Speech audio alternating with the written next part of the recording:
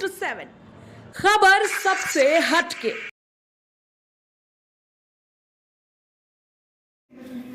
नमस्कार, आप देख रहे हैं अंत तक 24/7। पटना 4 सूत्री मांगों को लेकर बिहार राज्य व्यवहार न्यायालय के कर्मचारी संघ के आह्वान पर कर्मचारी द्वारा आज से अनिश्चितकालीन क्रमबंद हड़ताल शुरू। इससे लेकर न्यायालय के कर्मचारियों ने न्यायालय के काम को पूरी तरह बाधित कर दिया। कर्मचारियों ने बताया कि वर्षों से उनके साथ भेदभाव सरकार अपना रही है।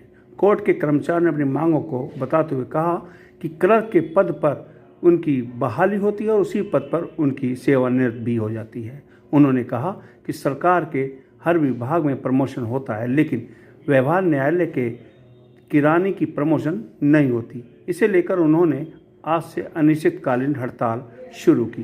कर्मचारियों ने मांग की कि वेतन विसंगति को जल्द से जल्द दूर कर तृतीय और चतुर्थ वर्ग कर्मचारियों को शीघ्र प्रमोशन दिया जाए, 100% अनुकंपा पर बहाली हो। इसके साथ विशेष न्याय कैडर लागू करने की मांग की। उन्होंने कहा कि जब तक उनकी मांग पूरी नहीं हो रही, जब तक उनका ये हड़ताल जारी रहेगा। आज तो न्यायिक कर्मचारियों का हड़ताल है, क्या दिक्कत आप लोग को हो रही है? साहब सब लोग बैठे हुए हैं, लेकिन उनके नज़दीक में रिकॉर्ड पुटअप नहीं हो रहा है। कौन रिकॉर्ड कहाँ है कुछ पता नहीं चल रहा है, जिस वजह से जो है काफ़ी कठिनाई हो रही है रिकॉर्ड के संपादन में। जिला जज साहब के यहाँ कोर्ट हुई भी, लेकिन वहाँ पर जो है उनके आदेश को डिक्टेट करने वाला कोई नहीं है, जिस वजह से चाह कर भी वह आदेश नहीं कर पाते। कुछ नहीं है, ये हमारी मजबूरी, जो हमारा जायज़ हक है वो जायज़ हक सरकार नहीं दे रही है, हमारे साथ सौतेला व्यवहार कर रही है।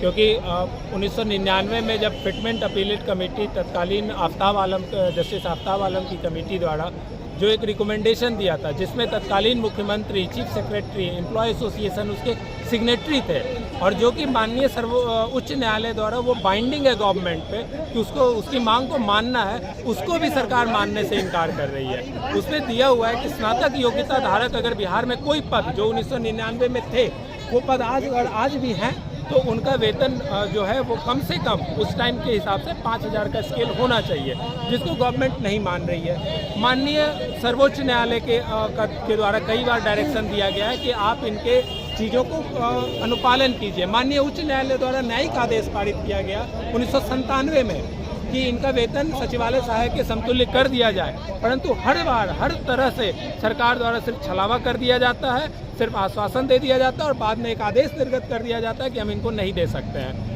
तो इस तरह से मतलब सरकार द्वारा जानबूझ के हम कर्मचारियों के बीच में वैमनस्यता फैलाई जाती है, हमारे बीच में विभिन्न तरह से फूट डालने का काम किया जा रहा है, और मतलब हमारी बात नहीं सुनने के कारण अभी हमारे कोई भी कर्मी अभी किन्हीं का देहांत हो जाए तो हमारे यहाँ अनुकंपा पे बहाली नहीं हो रही है। आपको जानकर हैरानी होगी कि जब से न्यायिक विभाग बना है, जब से सिविल कोर्ट है एग्जिस्टेंस में, आज तक किसी भी लोगों पे कभी किसी का पदोन्नति ही नहीं हुई है।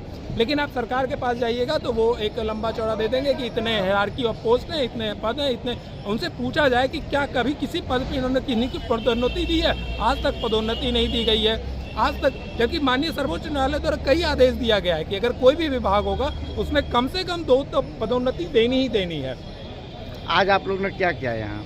आज हम लोग क्या कहते हैं, सरकार के इसी जुल्म और दमनकारी नीति के विरोध में आज से हम लोग अनिश्चितकालीन तौर पे शांतिपूर्वक व्यवहार न्यायालय के कार्य से अलग हैं। हमारा व्यवहार न्यायालय में हम कोई भी कार्य नहीं कर रहे हैं और हम लोग सरकार के खिलाफ प्रदर्शन कर रहे हैं। आप अपना परिचय दे दीजिए। जी, मेरा नाम सत्यार्थ सिंह है, मैं महासचिव हूँ बिहार राज्य व्यवहार न्यायालय कर्मचारी संघ का। कब तक चलेगी हड़ताल? ये जब तक सरकार हमारी बातों को मान न ले। मांग के लिए सरकार के खिलाफ हम लोग ये हड़ताल पर आए हैं। पहला मांग हम लोग का है कि प्रोन्नति, जो कि इस विभाग के निर्माण से आज तक किसी भी कर्मी को प्रोन्नति नहीं दी गई है। बहुत सारे हायरार्की हैं पोस्ट के, ठीक है, लेकिन आज तक किसी भी कर्मचारी को कोई प्रोन्नति नहीं मिली है। नाजिर हो चाहे रिश्तेदार हो, सभी इंचार्ज पोस्ट पर काम करवाया जाता है। लेकिन कभी किसी का प्रोन्नति नहीं हुआ है। जिस वेतनमान पर हम ज्वाइन करते हैं उसी वेतनमान पर हम रिटायर कर जा रहे हैं। हमारे बहुत सारे सीनियर कलीग जिस वेतनमान पर रिटायर ज्वाइन किए थे और आज उसी वेतनमान पर रिटायर कर गए, एक भी प्रोन्नति नहीं। दूसरी मांग हमारी है वेतन विसंगति।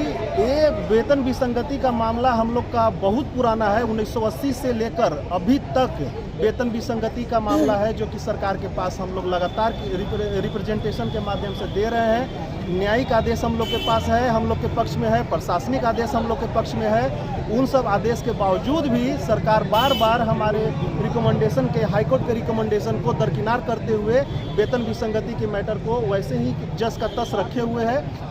और सबसे गंभीर अनुकंपा।